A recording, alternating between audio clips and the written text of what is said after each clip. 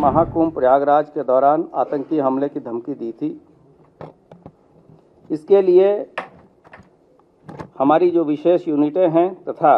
केंद्रीय बल को भी सतर्क किया गया था। वो ड्रोन के माध्यम से गोला बारूद और असलाह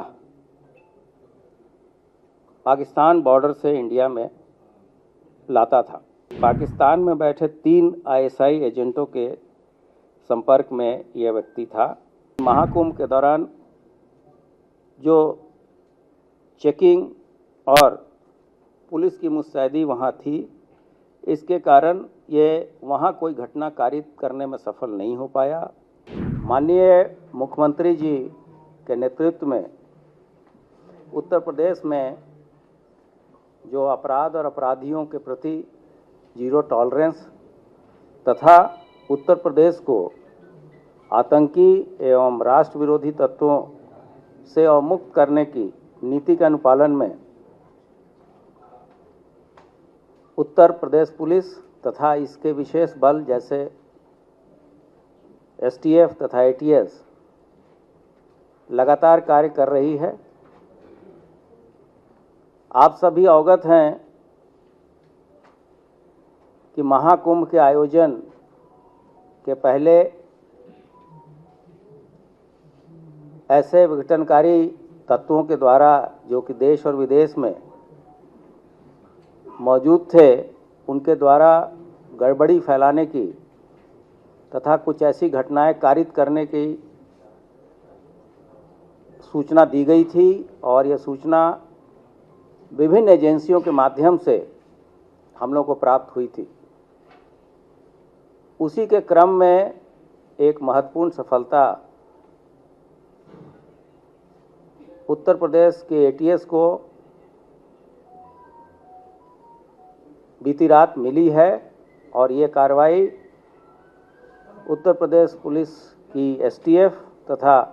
पंजाब पुलिस के द्वारा जॉइंट ऑपरेशन में की गई है। इस ऑपरेशन के तहत दिनांक 6/3/25 को बब्बर खालसा इंटरनेशनल एवं आईएसआई के मॉड्यूल का सक्रिय आतंकवादी लजर मसीह पुत्र कुलविंदर को कौशाम्बी से गिरफ्तार किया गया है। अभियुक्त का पूरा नाम लजर मसीह पुत्र कुलविंदर, निवासी ग्राम कुरलिया, थाना रामदास, अमृतसर, पंजाब है। जो बरामदगी हुई है उसमें 3 सक्रिय हैंड ग्रेनेड, 2 अदद सक्रिय डेटोनेटर, 1 विदेशी पिस्टल जो कि यूएसएसआर की बनी हुई है, 13 7.62 की विदेशी जिंदा कारतूस, 2 जिलेटिन रॉड, 1 सैमसंग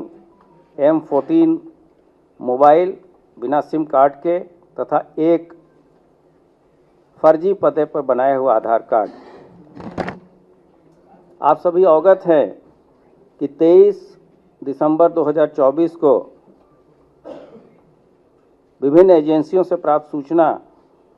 तथा पंजाब पुलिस के द्वारा प्राप्त सूचना के आधार पर पीलीभीत पुलिस तथा पंजाब पुलिस के द्वारा संयुक्त ऑपरेशन में 3 आतंकवादी मारे गए थे और उस मुठभेड़ में भारी संख्या में असलाहों की बरामदगी भी हुई थी। तब उनके द्वारा पंजाब में कई आतंकवादी घटनाएं कारित की गई थी, जिसमें विभिन्न पुलिस चौकियों पे हैंड ग्रेनेड फेंके गए थे। उसमें वो लोग वांछित चल रहे थे। इसके प्रक्रिया स्वरूप खालिस्तानी आतंकी गुरपतवंत सिंह पन्नू, जिसको पन्नू के नाम से जानते हैं और जो अमेरिका में न्यूयॉर्क में रहता है, तथा अन्य जो इनपुट हमारे पास आ रहे थे, उसके द्वारा उसने महाकुंभ प्रयागराज के दौरान आतंकी हमले की धमकी दी थी। इसके लिए हमारी जो विशेष यूनिटें हैं तथा केंद्रीय बल को भी सतर्क किया गया था तथा इस तरह के जो भी अलर्ट्स आते थे समय समय पे, आप लोगों के द्वारा भी जब क्वेरी होती थी तो हम लोग बताते थे कि हम लोग पूरी तरीके से इस पे काम कर रहे हैं और हमारी टीमें लगातार सतर्क थी। इस पर्टिकुलर ऑपरेशन के लिए हम लोगों ने एसटीएफ के जो अपर पुलिस अधीक्षक हैं लाल प्रताप सिंह और उनकी टीम को पंजाब पुलिस की टीम को आतंकवादी लजर पुत्र कुलविंदर की मौजूदगी की सूचना प्राप्त हुई और ये भी चीज़ें प्राप्त हुई कि इसने फर्जी अभिलेखों के आधार पे गाजियाबाद में से एक आधार कार्ड बनवाया है और इस आधार कार्ड के माध्यम से वो फर्जी पासपोर्ट के लिए भी उसने अप्लाई किया है और इसके पास कुछ ऐसे गोला बारूद हैं जिसके द्वारा ये महाकुंभ के दौरान कोई विध्वंसकारी घटना कर सकता है। पंजाब पुलिस के अनुसार जो सूचना मिली थी उसके अनुसार ये खूंखार आतंकवादी आईएसआई के साथ लगातार संपर्क में था और पंजाब में बैठे हुए उसके हैंडलर तथा अन्य अपने साथियों के माध्यम से वो ड्रोन के माध्यम से गोला बारूद और असलाह पाकिस्तान बॉर्डर से इंडिया में लाता था और जिसका फर्दर डिस्ट्रीब्यूशन वो अपने साथियों के साथ और अन्य लोगों को पंजाब प्रांत में करता था। इस सूचना के बाद से उसकी फोटोग्राफ प्राप्त की गई और हमारी टीम पंजाब पुलिस के साथ लगी और इस दौरान हम लोग इस तरह से पूरी तरह सतर्क थे कि अगर कोई एक्टिव ऑपरेशन होगा तो इसको कैसे हम लोग अस्पताल इत्यादि ले जाने की व्यवस्था करेंगे। बीती रात लगभग 3:15 पे थाना क्षेत्र कोखराज से इसे जो चीज़ें रिकवर हुई थी उसके साथ हम लोगों ने गिरफ्तारी की है। जो तत्काल इससे पूछताछ अभी तक हुई है उससे जो तथ्य प्रकाश में आए हैं वो ये है कि पाकिस्तान में बैठे 3 आईएसआई एजेंटों के संपर्क में यह व्यक्ति था। ये आर्म्स और हीरोइन की तस्करी के मामले में जेल गया था और जेल के अंदर गैंगवार के दौरान इसे चोट लगी थी और उसी क्रम में इसका इलाज गुरु नानक देव हॉस्पिटल अमृतसर में चल रहा था। उस दौरान ये पुलिस हिरासत से और जुडिशियल कस्टडी से 24/9/2024 को यह फरार हो गया था। फरार होने के बाद से 23/10/2024 को बब्बर खालसा इंटरनेशनल के जर्मन बेस्ड मॉड्यूल का हेड जो स्वर्ण सिंह उर्फ जीवन फौजी के कहने पे इसने बटाला पंजाब में फिरौती हेतु एक व्यक्ति की गोली मारी थी और उसके उपरांत ये सोनीपत, दिल्ली आदि स्थानों पर छिप के रह रहा था। पीलीभीत इनकाउंटर में मारे गए आतंकी वीरेंद्र सिंह उर्फ रवि जो कि गुरदासपुर का रहने वाला था, उससे भी लजर की कई बार वार्ता हो चुकी थी। तो यह स्पष्ट है कि जो पीलीभीत में लोग मारे गए थे उनको भी इसके द्वारा असलाह तथा हैंड ग्रेनेड जिसका उपयोग उन्होंने विभिन्न पंजाब में जो घटनाएं उन लोगों ने कारित की थी उसमें जो गोला बारूद मुहैया कराया गया था वो इसी के द्वारा और इसके साथियों के द्वारा मुहैया कराया गया था।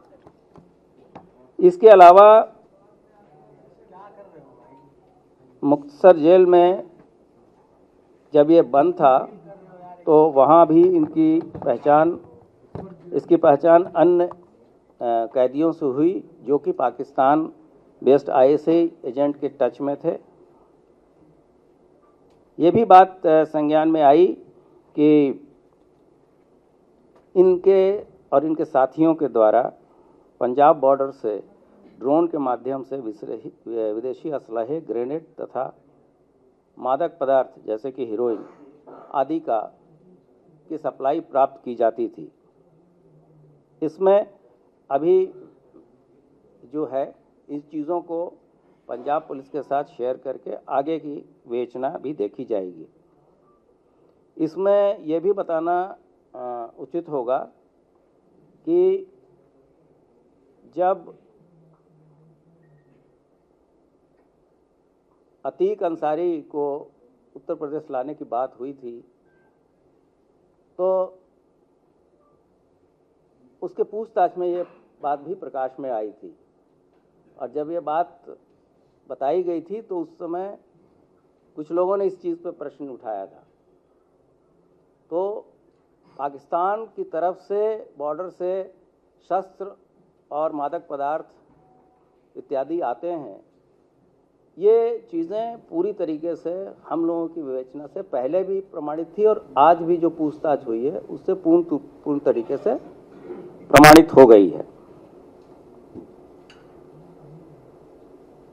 ये भी चीज़ प्रकाश में आई है कि घटना कारित यहाँ कोई बड़ी घटना कारित करने के बाद से पासपोर्ट बन जाने पे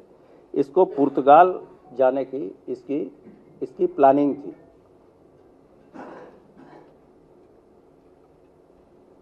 और पंजाब में पुलिस चौकियों पर हुए ग्रेनेड के हमले जिसकी जिम्मेदारी बब्बर खालसा इंटरनेशनल के जीवन फौजी उर्फ स्वर्ण सिंह ने ली थी, उन सभी घटनाओं में लजर या उसके साथियों द्वारा ही